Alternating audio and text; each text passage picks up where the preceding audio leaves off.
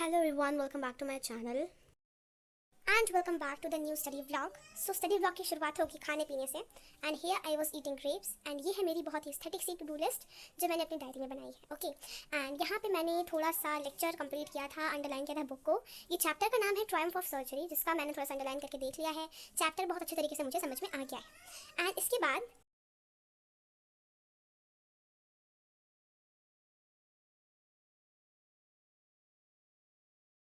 SST में economics का chapter globalisation मेरा कंप्लीट अभी तक नहीं है गाइस. तो एसएसटी का मैं करने वाली हूँ इकोनॉमिक्स एंड टाइम हो रहा था 11:02 एंड आज की डेट है 3 अप्रैल. ओके सो यहाँ पे मैंने अपनी नोटबुक खोल ली थी एंड 11:30 बजे तक मैंने अपना जो चैप्टर है ग्लोबलाइजेशन वाला एंड मनी एंड क्रेडिट, वो दोनों चैप्टर कंप्लीट कर लिया था.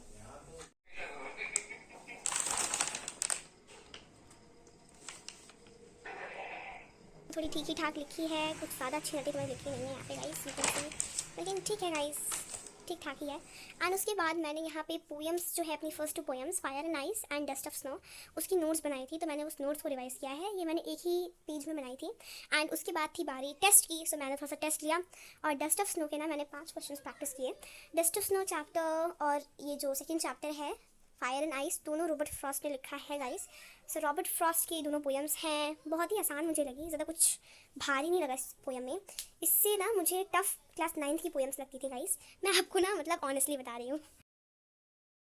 यहाँ गाइस मैंने एक ऐसे रैंडम सी वेबसाइट से कुछ क्वेश्चंस निकाले एंड मैं उसको प्रैक्टिस करने बैठ गई. So guys I think that सबको क्लास 9 ज़्यादा टफ लगती है. So guys please do comment below कि आपको क्लास 10 ज़्यादा टफ लग रही है, क्लास 9 ज़्यादा टफ थी. अकॉर्डिंग टू मी गाइस मुझे तो क्लास 9 ज़्यादा टफ लगी बिकॉज बहुत सारे ऐसे कंसेप्ट थे जो हम लोग को पहले पता नहीं थे, जैसे कि फ़िज़िक्स के बहुत सारे, मुझे फ़िज़िक्स बेसिकली बहुत ज़्यादा मतलब टफ लगता था. एंड अभी का फ़िज़िक्स तो मुझे ठीक ही ठाक लग रहा है. और सबसे बेस्ट बात तो ये है कि बायो में सबसे मस्त मस्त चैप्टर है जो हम लोग बहुत पहले पहले पढ़ चुके हैं. मतलब जब हम लोग 7th 8th में थे तो वो सारे टॉपिक्स थे मुझे अच्छे से याद है.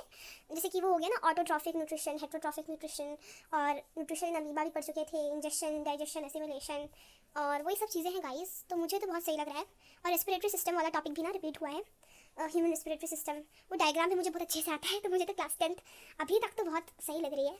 आप देखते हैं गाइस, एग्जाम का रिजल्ट बताएगा कि किस लेवल की मेरी प्रिपरेशन हो सकती है at the end. Okay guys, तो मैं बहुत ज़्यादा मेहनत तो कर रही हूँ, अब देखिए क्या होता है मेरे साथ. एंड यहाँ पे मैं क्वेश्चन आंसर्स लिख रही थी डस्ट ऑफ स्नो के. थोड़ा बड़ा लिखा क्योंकि मुझे आंसर राइटिंग प्रैक्टिस ना, मैंने सुना है कि आंसर राइटिंग प्रैक्टिस करनी चाहिए.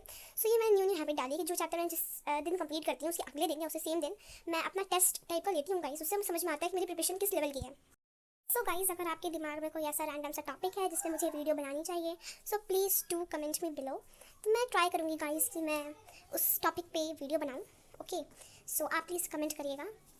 कमेंट्स पढ़ने में तो मुझे बहुत अच्छा लगता है गाइस. बहुत कम ही कमेंट्स आती हैं लेकिन पढ़ने में बहुत अच्छा लगता है. तो आप उस कम कमेंट्स को ज़्यादा बना दीजिएगा गाइस. सो यहाँ पे टेस्ट हो गया था मेरा, 8 on 10 आए हैं डस्ट ऑफ स्नो वाले चैप्टर में. लेकिन चैप्टर कुछ कीवर्ड्स के ऊपर लिखा है जैसे snowy morning, relieved, happy, upset, वो सारे वर्ड्स बहुत ज़्यादा मेन है गाइस. टेस्ट लेने से आपको अपने गैप्स पता चलते हैं. सो डस्ट ऑफ स्नो वाले चैप्टर में तो मेरे 8 on 10 मार्क्स आए.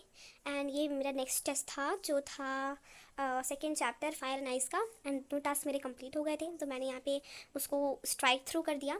ओके गाइस, एंड यहाँ पे एक्सरसाइज 1.1 मैं करने जा रही थी गाइस अपने नोटबुक में, जो मैंने एकदम नई नई इस बार बनाई है, जो रोबोट टाइप का नहीं बना स्ट्रक्चर जिसमें मैंने टेस्ट दिया, उसी में मैं ये करने वाली थी पूरा चैप्टर मतलब. सो मैंने ये करने का ठाना एंड देखा जाए मैं कर पाती हूँ कि नहीं. What do you think guys. So चलिए ये वाला नोटबुक है ना, यहाँ पे मैंने पूरा एकदम अच्छे से हेडिंग डाल दी है कि ये क्वेश्चन प्रैक्टिस की है. एंड या देख लीजिए गाइस मैं बहुत ही सिंसियर हो गई हूँ. सो मैंने यहाँ पे किया है एंड ये पूरा मैं नोटबुक दिखा रही हूँ. जो फर्स्ट टेस्ट है डस्ट ऑफ स्नो का 8 on 10, उसके बाद फायर एंड आइस, एंड उसके लास्ट में रियल नंबर्स का मैंने किया है. उसको मैं चेक करती गई पीछे आंसर की से. एंड ऑलमोस्ट सारी चीज़ें मुझे आ रही थी. कुछ कुछ जगह थोड़ा सा ना मैंने स्पेस भी छोड़ी, आपने देखा होगा पिछले पेज में, तो वो मैंने क्वेश्चंस के लिए छोड़ी थी कि मैं आगे क्वेश्चंस करूँगी. एंड ये एक्सरसाइज 1.2 यहाँ तक कंप्लीट हो गई थी.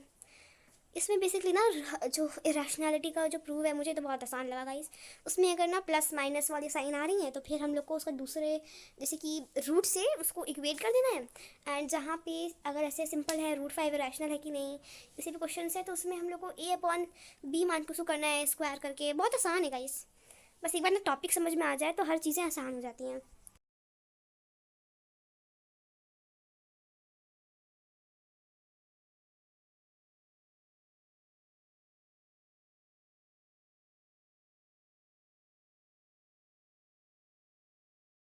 गाइस, मैं मैथ्स का चैप्टर 1 पूरा कंप्लीट करने के बाद बहुत ज़्यादा एग्जॉस्ट हो गई थी। इसके बाद मैं कंटिन्यू नहीं कर पाई।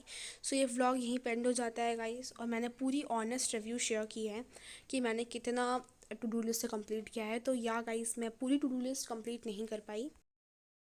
Okay guys, if you want more such vlogs so you can comment down below. Okay, so thank you so much for watching. Bye bye.